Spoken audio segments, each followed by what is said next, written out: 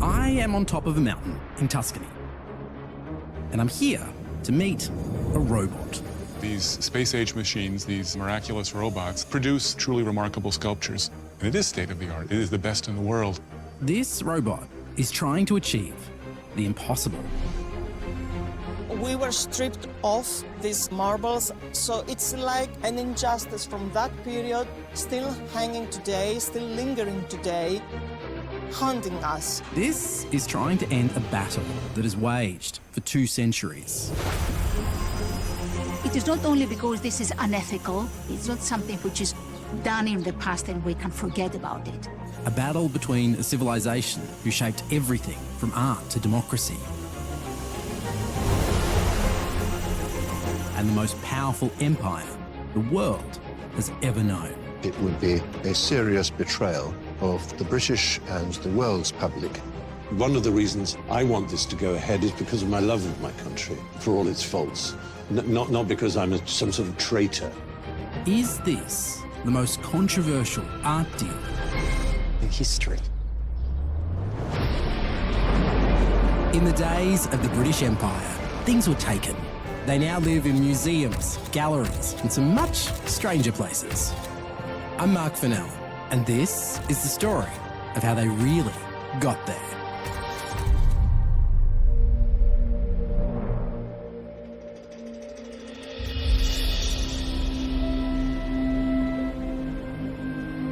Towering above the city of Athens, this rocky outcrop is home to the greatest temple of ancient Greece. Every day, up to 20,000 people flock here just to get a glimpse. It's like you meet the past, you're in such a close connection with everything that ancient Greece was about. Do you remember the first time you saw the Parthenon in real life? Yeah. It was an overwhelming experience, and still, every time I visit the place today, you get that emotion of being in a sacred place. You get a feeling of the magnitude of the history behind this place. I'm Simela Tuchtidou, I'm a journalist.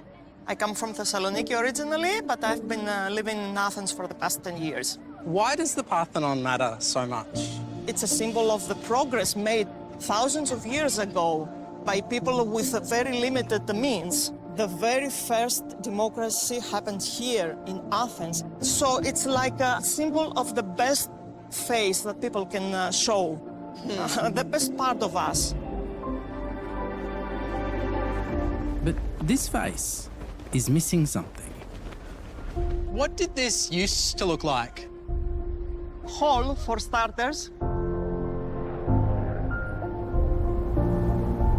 Pretty different from what it looks like now. Once upon a time, the Parthenon was adorned with breathtaking, multicoloured sculptures that told the story of this ancient city, of wars and victories, gods and goddesses, the stuff of myth and legend. You can look at 1,000 photos of this thing, but nothing quite compares to standing in the shadow of the Parthenon. 2,000 years it stood on that hill. It's been a treasury, it's been a temple, it's been a munitions store. But the real question is this: is it also a crime scene? Do you regard what happened as theft? Is there another way to describe what happened? The marbles were taken away from us. It's outrageous that we are not allowed to have this part of our heritage within our country. Yes, about half of the surviving sculptures from this ancient temple now live in Great Britain. So how exactly did those marbles end up in the UK? Well, it all comes down to a person named Lord Elgin. That is a name that has become synonymous with these ancient masterpieces. In fact, many call them Elgin's marbles. And for 200 odd years, they've been here in London. So, who is this Lord Elgin? And how is it he ended up with a bunch of marbles named after him? For the last decade, legendary actor and comedian Stephen Fry has campaigned for the return of Elgin's marbles to Greece. Lord Elgin was an earl who had land in Scotland, and as an established aristocratic figure, young English males, before they inherited their title and their vast estates, would maybe go to university if they could bear to concentrate for 3 years. But otherwise, they would go on a grand tour of the world, and there they would buy up statuary and paintings to fill their stately homes. And it was a ransacking of the great antique art.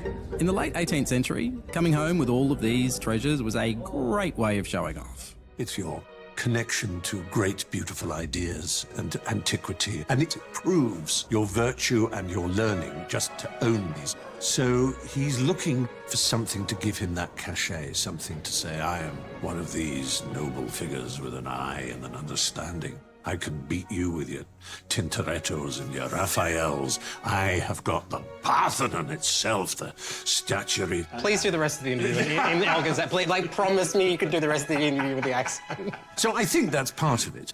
He was just a fairly typical low-level aristocrat with the greed and self-interest that goes with that class very often in history, I'm afraid. But what if there was another reason why Elgin wanted these marbles? Very few people actually know the facts. Elgin was concerned about the safeguarding of these sculptures, about their deterioration. Lord Jonathan Sumption is a former UK Supreme Court judge, and he's also a writer of history with some very particular views on where those marbles belong. When you get an email from a show called Stuff the British Stole asking you to come talk, what was the first thing that went through your head? Well, I assumed that you were a load of prejudiced bastards. I mean, I hope I've fulfilled that expectation. Not at all. No. I mean, this looks to me a perfectly reasonable sort of programme. I accept that not everybody will agree with my answers, but that is, I think, the spirit in which a discussion like this ought to happen. Why do you think Elgin wanted the marbles? He intended to save them. That was his object. And looking at the situation as it stood at the beginning of the 19th century, there are very good reasons for his concern. By the time Elgin arrived, half of the sculptures on the Acropolis had already vanished. They'd been shot up by various invaders. In fact, they'd survived an explosion in 1687 when Venetians staged a takeover. But that was just part of the troubles. They had been looted mainly by tourists, or they had simply disappeared with the damage that time does to very ancient artifacts. So only half of them were left anyway. Elgin could see that the risk of further damage was very high. So Elgin undoubtedly saved the sculptures. I think it is possible that the marbles would be in a worse state in some ways, had he not taken them to London. And that's what people say about the marbles. They say, well, you know, if we hadn't had them in Britain, they wouldn't exist. We saved them. But if he was trying to save them, there are some very big questions about exactly how he went about it. Moving several tons of marble to London from Athens is not exactly straightforward.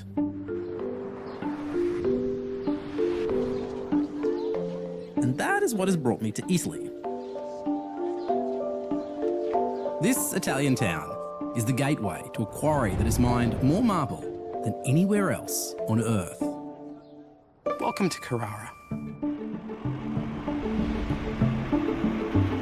So this is the way marble gets removed in the 21st century. Lots of technology, lots of machines. Roger Michael specialises in a particular kind of archaeology, and he knows this marble quarry very well. If I had stood at the top of the Acropolis as Elgin's men were pulling down these pieces of marble, would it have looked like saving? No, it would have looked like this. I mean, look at all around us here. The scarred face of the mountainside. Moving marble around today, like then, they get scarred, chunks break off, you break it. I mean, this is when the best 21st technology is being used and the utmost care being taken, and yet this is what you end up with. Elgin wasn't doing this with his own hands. He had teams of workers set about removing the sculptures. They had just basic hammers, chisels and saws. And everything you could imagine going wrong, did. And so the reality is that No matter how careful Elgin was, and he wasn't very careful, and that's the bottom line, there's no way he's going to be removing these pieces from the Parthenon and not damage them badly. But given how passionate today's Greeks are about the Parthenon, why didn't the Greeks back then stop Elgin? See, that is where things get complicated. Greece was then under occupation. So at that stage, Greeks did not have the power to react to what was happening. I'm a professor specialized in culture heritage law. Irini Stamatori is a lawyer. And I've been participating in the negotiations with the British for the return of the Parthenon marbles for many years.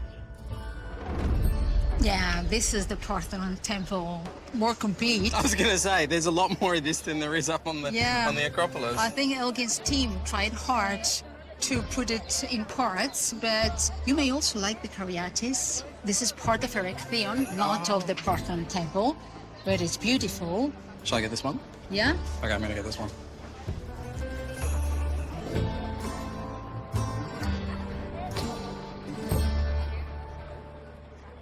When the marbles were taken, who was actually in charge of Greece? The Ottomans. Greece was then under Ottoman occupation, and the Ottoman Empire was large. It extended from southeastern Europe to Western Asia and to northern Africa. That's why Elgin has taken advantage of this situation and removed the Parthenon marbles on the basis of bribes and pressure using his ambassadorial position. Yes, Elgin wasn't just some aristocrat on tour. Lord Elgin had in fact become Britain's official representative in the Ottoman Empire, granting him rare access to those in power. You couldn't do anything in the Ottoman Empire at that stage without bribing officials. And Elgin's team has bribed so many people in order to be able to remove the Parthenon marbles from the temple. So, did the Ottoman Empire give Elgin permission to take these marbles? It's a controversial question, but in my view, yes, he undoubtedly did. Elgin obtained an imperial decree which authorized him to do various things, including removing stones with inscriptions and carvings on them.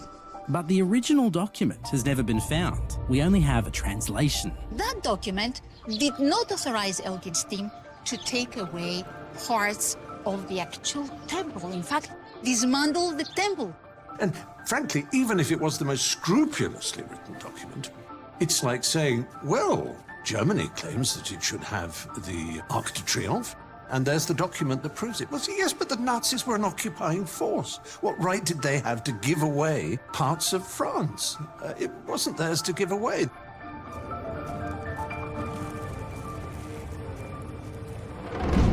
Permission or not, Elgin had another, bigger problem. At this moment in history, Britain was teetering on the brink of war with the French, and the political instability could have totally derailed his relationship with the Ottomans and his Parthenon collection project. They understood that things were changing rapidly, so this was a race against time. Elgin needed to factor that into his decision-making, and as a result, cut corners wherever he could, literally and figuratively. The removal of those treasures are only one part of the drama, though. So once Elgin had his precious antiquities, he needed to get them back to England. And that was no simple task. One of his ships was called the Mentor. Elgin's men loaded it up with as many antiquities as they could, and have a guess how well that trip went. Trapped in a heavy storm, the ship was wrecked, and over a dozen crates of antiquities sunk to the bottom of the water. They had to be salvaged over 2 years at great cost. Things got worse for Elgin himself. Imprisoned by the French trying to get back to England, his wife starts seeing another man, and ultimately he loses his seat in the House of Lords. It took years and a fortune for the man and his marbles to finally get back to Britain. Everything goes wrong for him and he goes bankrupt because he loses so much money on the sawing off of the artifacts and the transportation of them. There is a sort of catalogue of misfortune that makes one want to, say, pat him on the head and go, there. Desperate to recoup some of the money he'd spent, Lord Elgin launched what can only be described as a very unusual PR campaign for the marbles? Can I tell you my favourite story about the marbles? There is a place actually not that far from here where apparently he put them on display. He asked a champion boxer to pose naked with the statues so that people could compare the physiques. Oh, my goodness. Have you ever heard that before? No, I haven't. It's my favourite That's story. extraordinary. Yeah. And somehow even that wasn't enough to convince someone to buy them off him. So when Elgin gets back to London, the only thing he's thinking about is how can I monetize these objects? Can I get my rich friends to buy them and put them in their country homes? Nobody wants the thing. So then he turns, of course, to the government. That's right, the British government.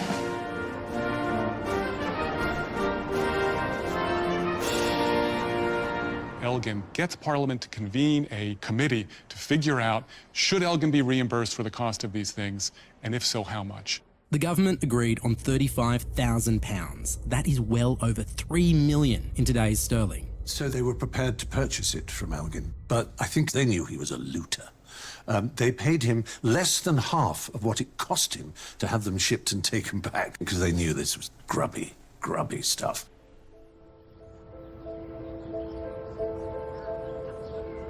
And I think they tried to make the grubby transaction less grubby by saying it belongs to a museum. A museum of the Enlightenment, a museum that is an instructive place for people to visit free of charge, to learn something about our great civilization and how we British look after it. And that is how the sculptures ended up here in the British Museum.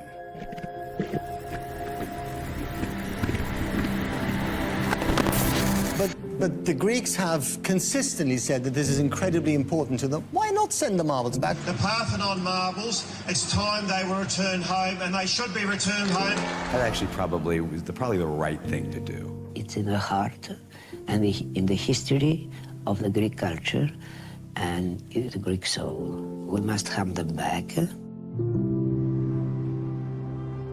The battle between Britain and Greece over the Parthenon marbles has raged for years. And one of the interesting things is it's not just Greeks in Greece that care about this. Greeks everywhere around the world have mobilised on this issue, including on the other side of the world. Just got me angry to see that Parthenon marbles in London. No other building on earth has ever equaled its beauty. It is the supreme achievement of beauty in all recorded history. Hey, welcome, my friend. I'm Mark, nice to meet you. No, nice to meet you too. Oh, I don't think you have enough photos. Oh, gee, I better get my camera and get some more, right? Yeah, good. Greek-Australian Emmanuel Komino has been campaigning for the return for over 45 years. That's possibly longer than almost anyone else alive today. He's now in his 90s. And I tend to work until the day I die or until the day the marbles go back. So the first committee to bring back the Parthenon marbles in any country around the world was here in Australia, with you. That's right, here in Sydney.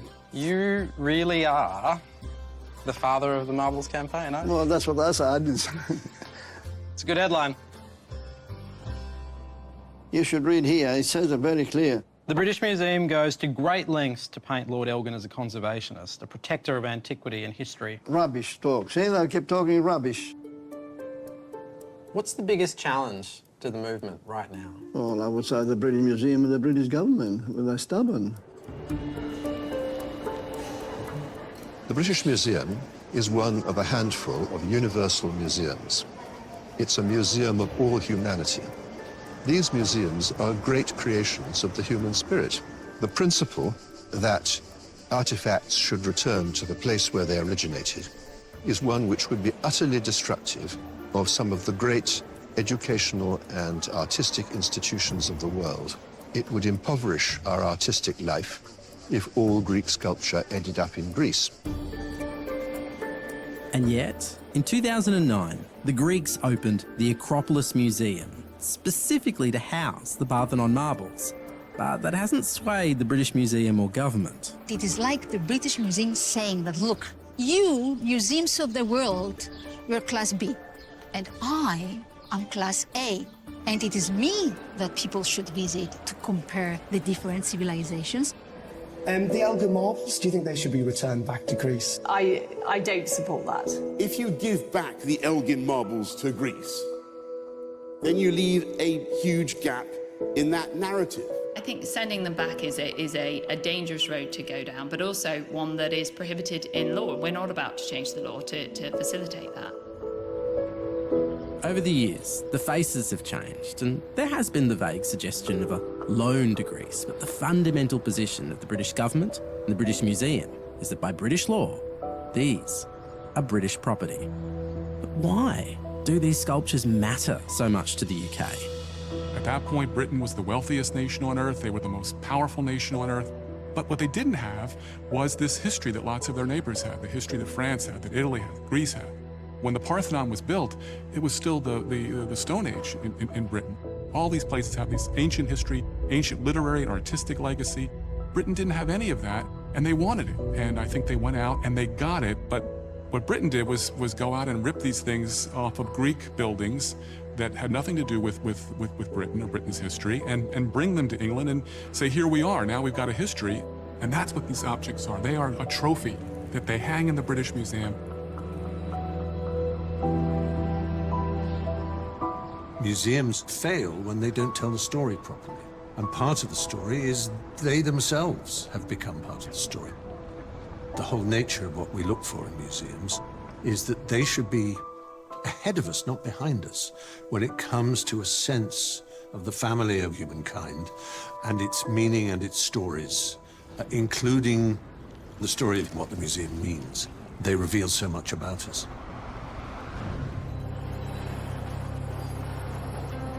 But what if there is another way for the museum to do its job?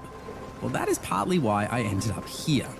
When I said that Roger specialises in a particular kind of archaeology, I meant this very unusual scheme to end a global tug-of-war. It's a beautiful copy of the Selene horse, which is one of the most well-known features of the Parthenon sculptures in the British Museum. What exactly is going on here? Like, tell me about the project. Yes, the robot arm moves around the sculpture and allows that tool that is spinning very fast to carve marble. That's a diamond-coated tool that is working while it is cooled by water. So you got diamonds cutting marbles. Yes, exactly. Very bougie, I love it. We figured, look, if we can make perfect copies of these Parthenon sculptures, the visitors will have the same experience when they come to the British Museum. They'll see these amazing statues, they'll understand the aesthetics of antiquity. Yep, these guys are building perfect replicas for the British Museum if they'll give Greece back the originals. The Greeks would have their treasured objects back and everybody would be happy. That was the plan. When you go to the British Museum and you say, I have this idea for replacement Parthenon marbles, how do they react? Not well, not well. The British Museum decided they would take a very strong position against the project. So, of course, we did it anyway. And we did it guerrilla style, because we read the regulations for the museum. It says specifically, visitors may use 3D scanning equipment in the museum, and they may use the product of those 3D scans for any non-commercial purpose. Boom, we're done. So we went in guerrilla style and made scans of all the Parthenon sculptures. I mean, so what's the pitch? Why should the British Museum have the copies, not the originals? The Parthenon sculptures in their current state teach people absolutely nothing. In fact, they misinform people about the aesthetics of antiquity. These things were brightly painted with skin tones and garish colors. So the British Museum could take these copies, and not only could they display them in exactly the same form in which they are being displayed now, they would also have the capacity to restore them to the condition they were in when they were on the Parthenon, so people can really understand what the aesthetics of the ancient world were like and to see them in their full glory.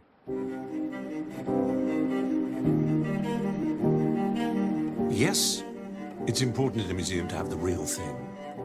But we live in an age in which the real thing we now are able to reproduce, so they are exact copies.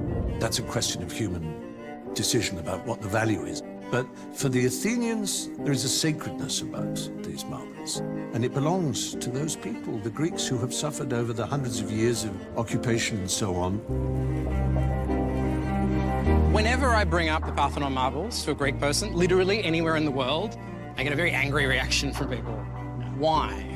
It's a symbol of the loss of freedom we had for so many years, the loss of identity itself, and the loss of our heritage.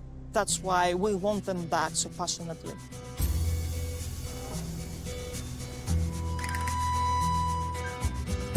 In time, Greeks eventually won back their freedom after centuries of foreign rule.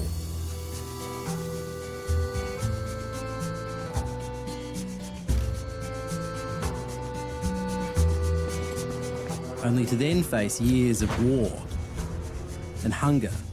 And for some, these experiences are still in living memory. We went through hard times.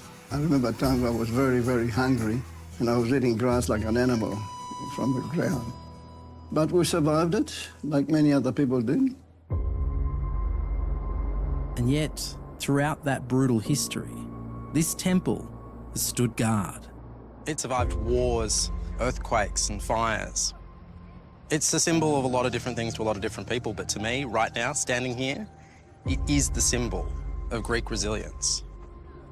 Do you think they will ever be returned to Greece? Of course they will return. Oh, without doubt they will be returned. Good will prevail and justice will prevail. This is the right thing to do. There is no reason for them to be away. It's a long campaign, but persistence will get us there. And I believe a pressure from ordinary people will lead us there sooner or later. And wouldn't Britain look classy for doing that? Wouldn't that be a fantastic feather in our cap? Because they mean so much more to Athens than perhaps we understand. What they are sacred objects, sacred to the Greeks. It connects you to your past. It has the DNA of your own history in it. That's why the Greeks want their original objects back, because the DNA of Greek history is embedded in those original objects.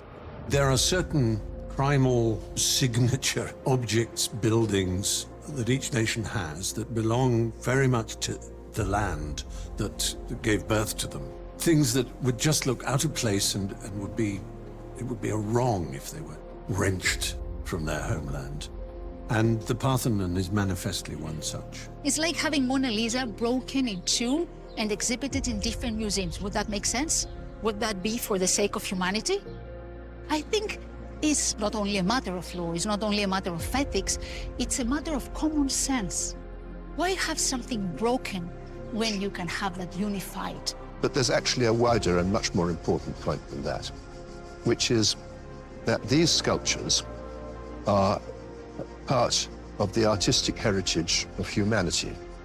Morally, these artifacts are part of the heritage of mankind, and it seems to me to be very narrow-minded to regard them as exclusively a matter for Greece. Perhaps, but even at the furthest corners of the world, Greeks show no sign of giving up the fight. If I hate you, I hate you. I need a 3-5. That's two. I don't understand this game at all. And this is another 2. Around Emmanuel Communal, the next generations are getting set to carry his mantle forward. In the long view of history after thousands of years, what do you think the story of the Parthenon actually is? It's the heart of Greece. To the Greeks, imagine part of your body wasn't there. You wouldn't feel whole. That's exactly right. You can't have half out of your body somewhere else there, right? You can't have your body somewhere else. You've got to have it all together, haven't you? When you have your true root and your full story, your own history, then you can move forward as a nation. When I think that the Greeks want to have all their history, all their story all together there, and then we can grow. To create a one story, yeah. I think I might need to go back to being schooled in backgammon. That's a good idea. Well, you're going to play this game now. You play 2. Yeah. 1, 2. Oh, that's a terrible game. I'm going to let you beat me. Bravo! Hey!